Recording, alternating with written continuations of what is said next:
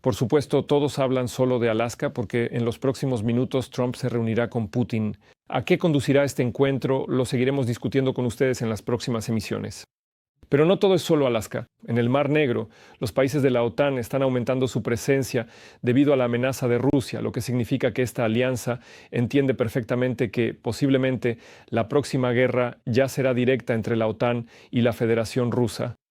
Esto también lo discutiremos con ustedes, amigos, porque aquí, por supuesto, estamos hablando de Rumanía, Bulgaria, Turquía, es decir, países que están más cerca, que se encuentran cerca de las aguas territoriales rusas.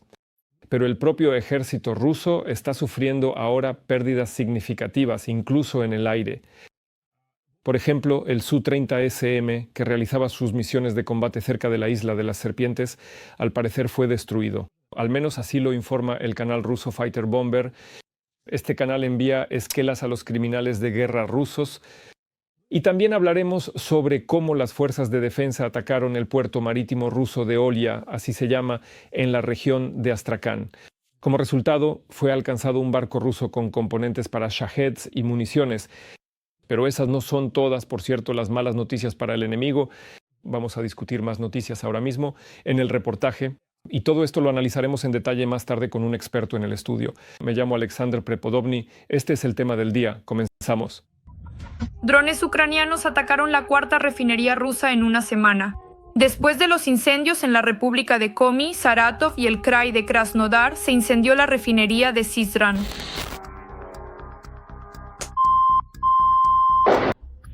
¡Lo conseguí, caramba! Lo derribaron. Viene otro. No hay internet. La fábrica está completamente en llamas, ardiendo sin control. ¿Y en las noticias de Samara vemos algo de interés o alguna novedad importante? En la región de Samara hay alrededor de 30.000 representantes del grupo étnico mordovio. Mordva. De este modo, las fuerzas de defensa de Ucrania minimizan las posibilidades de suministro de combustibles y lubricantes directamente a las unidades del ejército ruso involucradas en acciones de combate activas en el territorio de Ucrania. Cabe señalar los recientes ataques de drones de la Dirección Principal de Inteligencia del Ministerio de Defensa de Ucrania contra la planta de refinación de petróleo en Ukhta, 2.000 kilómetros desde la línea de contacto de combate.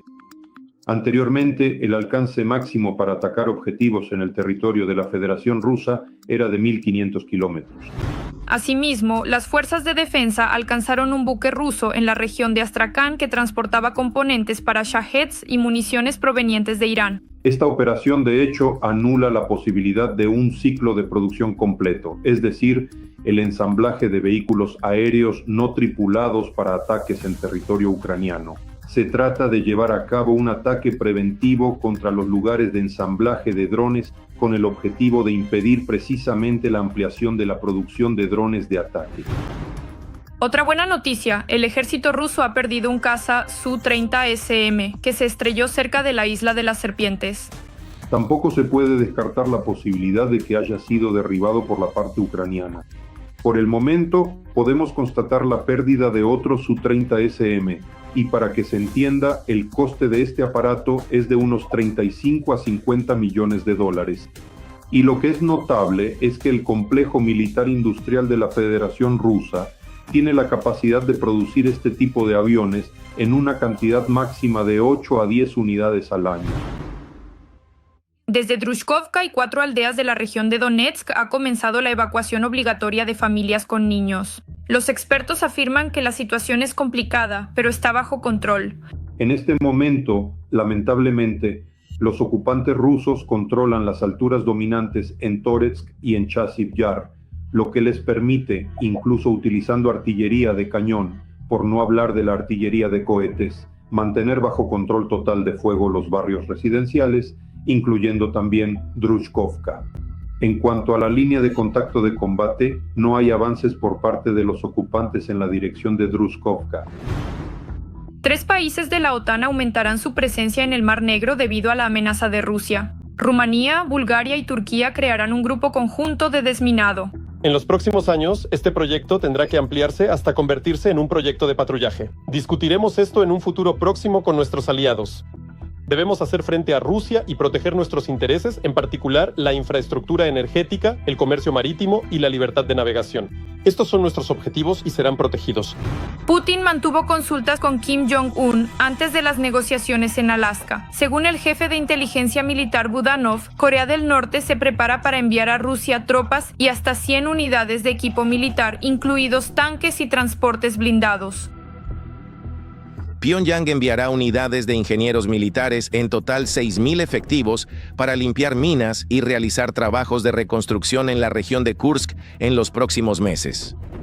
Algunos de ellos realmente pueden estar involucrados en el desminado y la construcción de fortificaciones. ¿Pero todos ellos harán eso? Este es un elemento de presión informativa sobre Estados Unidos con el objetivo de mostrar que la Federación Rusa tiene aliados político-militares que, en consecuencia, pueden proporcionar tanto asistencia técnico-militar como desplegar contingentes militares en el territorio de la Federación Rusa. Su tarea principal es liberar las reservas operativas del ejército ruso que, gracias a las exitosas acciones de las fuerzas de defensa de Ucrania, están bloqueadas en la región de Kursk. Como resultado de la reunión en Alaska, Rusia quiere tomar territorios de Ucrania sin combate, cuya ocupación habría requerido varios años. La Federación Rusa intentará imponer su propia agenda, a saber, el control total sobre los territorios de las regiones de Lugansk y Donetsk. No descarto que la Federación Rusa también exija el control sobre las regiones de Jersón y Zaporilla. La posición de los Estados Unidos es diametralmente opuesta. Y además, la posición de los Estados Unidos es la línea de demarcación, es decir, la línea de separación a lo largo de la línea de contacto de combate. No se habla en absoluto de un control total sobre la región de Donetsk. Por mucho que Putin intente amenazar y chantajear, es evidente que a Rusia le resulta cada vez más difícil continuar con esta sangrienta guerra. La única cuestión es hasta qué punto está Putin dispuesto a arruinar su propio país. Sergei Grabsky, analista militar, se conecta a nuestra transmisión. Sergei, hola, nos alegra verte. Sí, un saludo. Vamos a conversar. Bueno, Alaska es por supuesto un tema interesante, de moda, está en boca de todos ahora mismo y no podemos dejarlo de lado. Pero quiero hablar de lo que realmente está ocurriendo ahora en el frente, porque me parece que eso es mucho más importante. Estas son las realidades sobre el terreno, como dicen algunos. Entonces, dígame por favor, lo que está sucediendo ahora en la línea del frente se correlaciona de alguna manera con las posibles hipótesis de estas futuras negociaciones, por ejemplo, que pueda haber un alto el fuego. Y este es uno de los nudos de Trump. ¿O descartamos esto de raíz? ¿Es todo imposible? ¿Cuál es su valoración? Todo eso es imposible. ¿Entiende cuál es el asunto? Si hubiera alguna correlación, estaría relacionada con ciertas acciones y, diría yo, movimientos de los servicios diplomáticos de Rusia y Estados Unidos. ¿Por qué llamo la atención sobre esto? Porque en general, según todas las normas y reglas del protocolo diplomático, este tipo de reuniones son encuentros finales, reuniones que, por así decirlo, resumen el trabajo de muchos días, semanas o incluso meses de preparación de algún documento. Pero aquí todo está al revés, es decir, se lleva a cabo una reunión que no está definida por nada ni por nadie. Por eso vemos simplemente una gama asombrosa de rumores, suposiciones, algunas conjeturas y cosas por el estilo, detrás de las cuales en realidad no hay nada sustancial. Por lo tanto, relacionar esto con las acciones militares a día de hoy no tiene ningún sentido. Además, el presidente de Ucrania fue, en mi opinión, muy claro en su declaración de que a día de hoy, creo que lo dijo ayer o anteayer, la Federación Rusa en general no planea reducir la intensidad de las hostilidades. Y vemos que continúan los ataques de los rusos contra nuestros objetivos, intentos de avanzar y así sucesivamente. No de ninguna manera. Esto no tiene ninguna correlación con lo que sucederá hoy en Anchorage sin consecuencias visibles. Sergei, Reuters informa que la Federación Rusa podría estar preparándose para probar un nuevo misil de crucero con arma nuclear, es decir, con una carga nuclear. A pesar de esta reunión programada, todo esto está ocurriendo Explique, por favor, en primer lugar, de qué tipo de pruebas se trata, qué se sabe al respecto y evalúe también hasta qué punto realmente pueden ocurrir cosas así en el contexto de los llamados intentos de llevar las negociaciones hacia la paz. Sabe, declaraciones como estas excluyen precisamente la posibilidad de llevar a cabo cualquier tipo de negociación. Porque en general en diplomacia comenzar negociaciones con ultimátums duros significa firmar la sentencia de esas negociaciones incluso antes de que comiencen. Así, absolutamente en ningún caso. Por eso estas declaraciones se han hecho una vez más, reforzando en particular para mí la idea de que no se está hablando de ningún acuerdo y que no veremos ningún resultado de esta reunión. En cuanto a este misil en sí, hay que entender que se está probando el portador de un misil que puede portar armas nucleares. Este tipo de pruebas se realizan con bastante regularidad, son bastante numerosas y en general yo tampoco les prestaría demasiada atención. Pero incluso partiendo del hecho de que ningún funcionario oficial que represente a los países del club nuclear habla de esto. Pero si bien podemos excluir a China de esta lista de una forma u otra, si este acto representara al menos alguna amenaza potencial, habríamos escuchado una reacción inmediata del Reino Unido, Francia o Estados Unidos. Allí rigen unas reglas del juego un poco diferentes en las que nosotros no participamos. Es un ámbito de actividad un poco distinto, por así decirlo, un universo paralelo. Es decir, para nosotros este misil no representa ninguna amenaza en absoluto. Vuelvo a subrayar en qué debemos centrarnos principalmente en las declaraciones oficiales de los representantes de los países del club nuclear. No ha habido tales declaraciones, por lo que puedo suponer con un alto grado de probabilidad que esto es en mayor medida una forma de impacto psicológico, más que unas pruebas reales o un intento genuino de cambiar el statu quo en el contexto de esta reunión. ¿Y qué puede decir sobre el Reshnik, con el que los bielorrusos ya están amenazando abiertamente durante sus ejercicios? Supuestamente lo van a probar a principios de septiembre. ¿Eso también es un farol? Bueno, ya sabe, en realidad basta con mirar el mapa de los polígonos donde se van a realizar los ejercicios y en general no veo allí Kapustin Yar. Usted mismo entiende que para lanzar un misil de ese tipo se requiere una preparación específica. En realidad es un misil estacionario. Por eso también tengo serias dudas de que se vayan a realizar tales pruebas, eso en primer lugar. Pero incluso si intentan realizar alguna prueba, repito una vez más, se trata exclusivamente de probar el portador.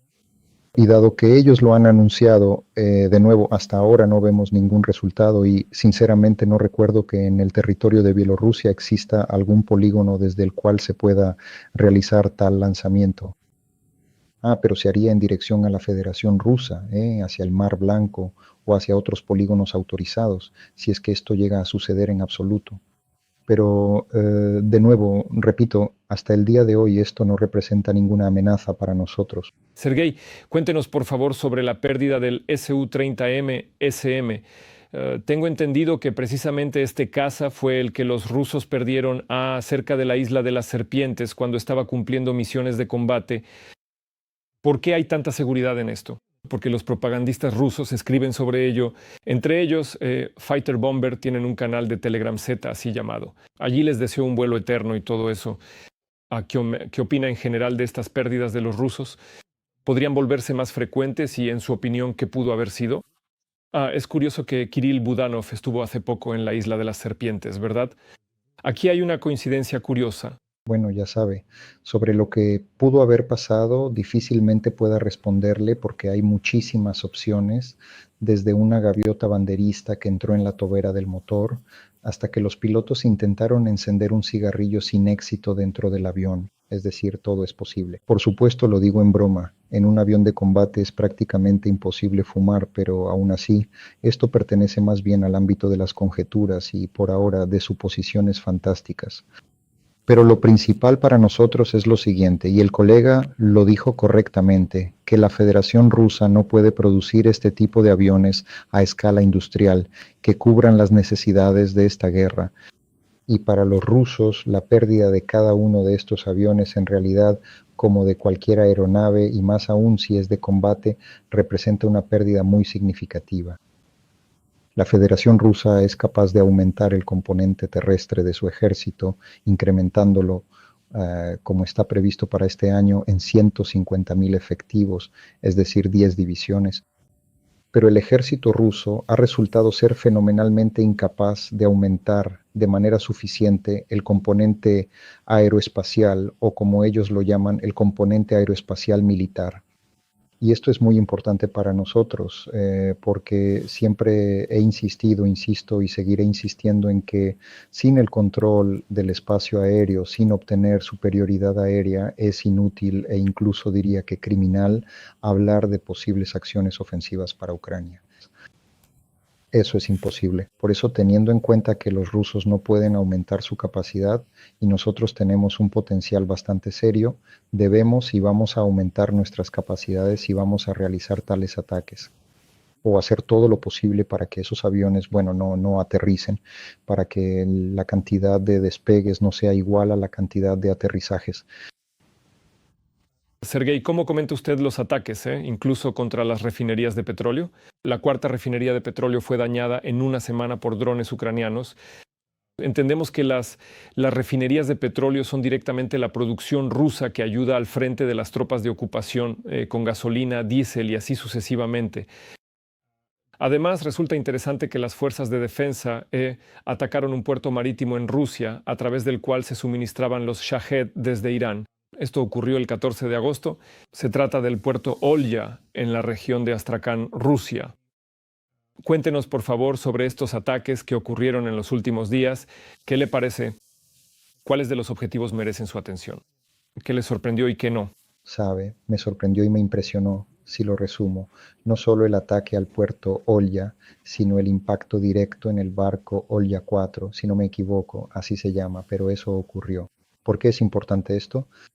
Porque fue un impacto preciso, pero desde una distancia muy grande. Es decir, sinceramente me sorprendió que un dron puede realizar ataques tan precisos en tiempo real.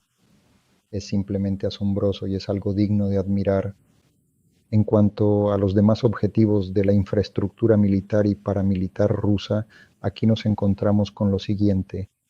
Atacar las refinerías de petróleo no solo tiene un objetivo militar puramente utilitario de destruir volúmenes de combustible o impedir la producción de combustible para el ejército de consumo. No olvidemos que la base del presupuesto militar de la Federación Rusa se forma a partir de la venta de petróleo y productos derivados del petróleo.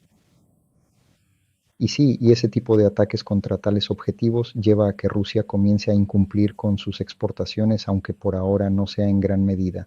Intentan, por así decirlo, mantener el equilibrio. Rusia deja de recibir ingresos muy significativos en el presupuesto provenientes del mercado interno de productos petroleros. Pero no olvidemos que además de la esfera militar también existe la esfera civil. Ahora estamos entrando en el periodo de la cosecha y de este modo estamos golpeando no solo directamente aquellas áreas que sostienen la guerra, sino también aquellas que tienen un impacto indirecto en la cosecha, o mejor dicho, en la guerra, es decir, la recolección de la cosecha y la preparación, de los mismos productos alimenticios. Además, esto influye en los precios, Esto provoca entiendo que las esperanzas en esto son débiles, pero sin embargo, como se suele decir, empieza a haber inquietud en las mentes y los rusos sienten la guerra en carne propia y también lo que ya, digamos, aceptamos como algo incondicional, seguimos realizando ataques metódicos y sistemáticos contra otros objetivos, lo que provoca la suspensión del tráfico aéreo en el interior de Rusia, en Kaluga, en Saratov, en Nizhny Novgorod y así sucesivamente. Por eso para nosotros es muy importante continuar y aumentar este tipo de ataques. Me alegra mucho que también estemos utilizando drones reactivos en la guerra contra Rusia, los mismos con los que la Federación Rusa nos amenazaba. Nosotros también atacamos objetivos enemigos con drones reactivos y estamos logrando éxitos importantes. Sergei, nos vemos obligados a discutir con usted el tema de Pokrovsk. ¿Por qué? Porque, queremos seguir manteniéndonos en la realidad. Por un lado, se decía que la tercera unidad de asalto fue enviada allí para contener esa ruptura del frente. No está claro cómo ni en qué cantidad está el grupo ruso, ¿verdad? Ahora el Washington Post escribe que el ejército de Ucrania está en riesgo de quedar rodeado en Pokrovsk. Le recuerdo a nuestra audiencia que antes de la invasión a gran escala vivían allí unas 400.000 personas, pero de hecho los rusos hicieron todo lo posible para que el 98% de los habitantes simplemente se fuera de esa ciudad. ¿Puede contarnos, por favor, qué está ocurriendo realmente allí? Bueno, sabe, me ha sorprendido mucho porque justo antes de nuestra conversación estuve hablando con unos chicos que están en el punto más peligroso, en las afueras de Pokrovsk, es decir, en el suroeste. Y en general, sabe, se produjo un fenómeno que aquí suele ocurrir. Es decir, cuando nuestros amigos del extranjero llaman y preguntan, todo está tan mal, todo es terrible, nosotros decimos, no, en realidad vivimos, disfrutamos de la vida. Y más o menos ese mismo desplazamiento del espectro emocional se observa también aquí. Es decir, los chicos dicen, sí, tenemos trabajo, entendemos con qué y con quién estamos tratando, pero en general estamos muy lejos de entrar en pánico o de caer en el derrotismo. En cuanto a las acciones que estamos observando, bueno, yo siempre soy muy cuidadoso con la terminología militar y sostengo que no ha habido una ruptura del frente.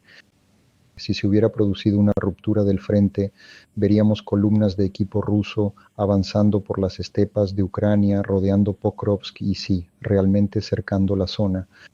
Y si observan detenidamente todas las fuentes disponibles de acceso público, verán que en general el enemigo sí ha avanzado de manera significativa con sus grupos de infantería de vanguardia sin apoyo de equipo pesado. Quiero subrayar que precisamente estos dos aspectos son sumamente importantes. La infantería sin apoyo de equipo pesado no puede simplemente avanzar al ritmo que establecen las directrices operativas para la conducción de las operaciones de combate. Y en general los combates continúan en este momento. Por lo tanto, decir que mañana o pasado mañana Pokrovsk será rodeado solo puede hacerlo un ignorante o un idiota clínico. Los combates continúan. Nuestras tropas están expulsando al enemigo, realizando operaciones de limpieza. Sí, hay puntos que probablemente vamos a escuchar muy a menudo ahora en los próximos días. Lugares como la localidad de Nikanorovka, donde el enemigo logró afianzarse y expulsarlo de allí es bastante difícil, pero decir que Pokrovsk o Dobropolye están bajo amenaza de cerco, pues por decirlo suavemente, no corresponde a la verdad. El enemigo se infiltró, pero repito una vez más, no se trata de una ruptura del frente, no ha habido ruptura del frente. Y esto hay que recordarlo, especialmente en este estado de presión informativa que con la ayuda, como se dice, de idiotas útiles, se nos viene encima. Bueno, esperemos que realmente el Washington Post solo quisiera conseguir un titular llamativo y para ello haya utilizado este recurso. En fin, eso ya queda en su conciencia. Quiero hacerle una pregunta para terminar.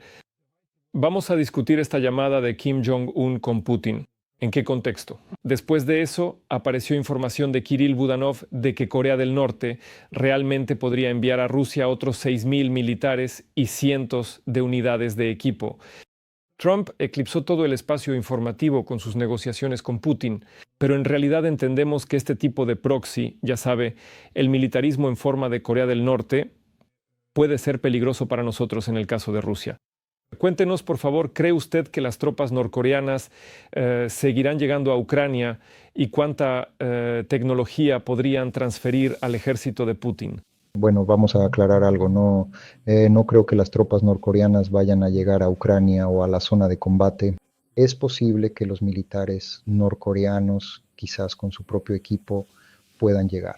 ¿Por qué es importante entender esto? Porque para que las tropas norcoreanas entren en la zona de combate, es necesario asignarles un sector separado del frente. Deben operar bajo su propio mando, actuar dentro de su propio sistema de gestión y abastecimiento.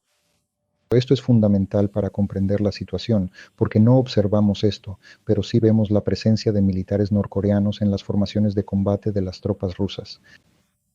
¿Podrían trasladar 6.000 militares? ¿Ve? Budanov no dice tropas, dice militares. Sí, por supuesto. ¿Un equipo militar? Sí, por supuesto. ¿Por qué es importante esto? Pero, de nuevo, como comprenderán, para nosotros 6.000 es, bueno, el consumo semanal de, digamos, carne de cañón rusa. Es decir, nos alcanzarían para una semana. Pero lo que es críticamente importante es que los militares de Corea del Norte, que, como se dice, pasarán por la prueba de fuego en combates contra las fuerzas ucranianas, obtendrán aquello por lo que los envían, una experiencia de combate invaluable. Además, ¿por qué tomo muy en serio el hecho de que se esté enviando equipo militar? Ellos aprenden a utilizar su propio equipo y, como pueden imaginar, trasladar a los militares norcoreanos o a las unidades militares con su propio equipo es muy costoso e ineficaz, además de inútil. Pero si hablamos de que, habiendo aprendido en los campos de batalla contra las tropas ucranianas a manejar su propio equipo, este equipo será devuelto o los militares que adquieran experiencia en combate regresarán y entrenarán a sus compañeros de armas. Entonces pueden imaginarse cuán grande es esta amenaza para las fuerzas de Corea del Sur, que, al igual que las fuerzas de Corea del Norte, no han combatido en los últimos 70 años. Por eso es necesario tomarse esta amenaza con suma seriedad, pero no se trata solo de Ucrania. Para Ucrania esto es simplemente otra tanda de carne de cañón que debe ser eliminada.